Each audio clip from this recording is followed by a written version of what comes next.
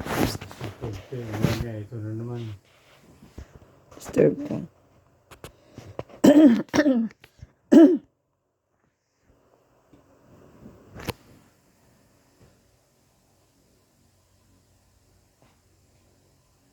Kasi nararamdaman mo parang mabigat, parang gustong lumabas. Ano man?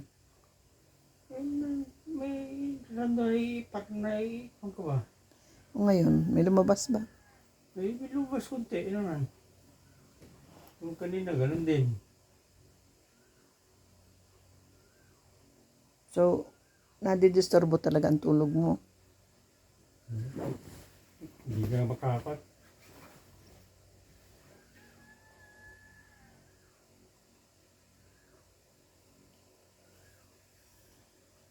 Mainom kasi yung kanya, yung bit time na inano mo. Garon pa ba? May isa pa.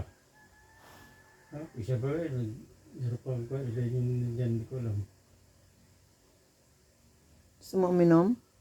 Pero pang bedtime talaga na ako, wala na. Hindi, yung ulan sa pin. Ha? Yung ulan sa pin. Yung sa bedtime nga, ulan sa pin. Sa acid, ano yun? Hindi, uy. Plasil yung sa acid. Yung Hindi plasil. ko na nakita dyan. Kaya nga, Yung kapan dyan, yung para sa ubo na kan, bedtime. hindi ka na rin uminom. Hindi ka naman kasi inuubo. Wala nga. Inom ka ng ulan sa pin, kaya lang alas 4 na. Hindi ka pa nakakatulog ako. Wala. Ha?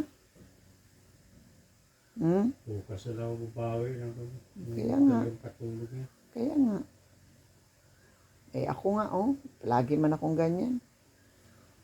Tapos, mas masarap ang tulog ko ng bandang hapon at magkagabi. Ganun ang sleeping pattern ko eh.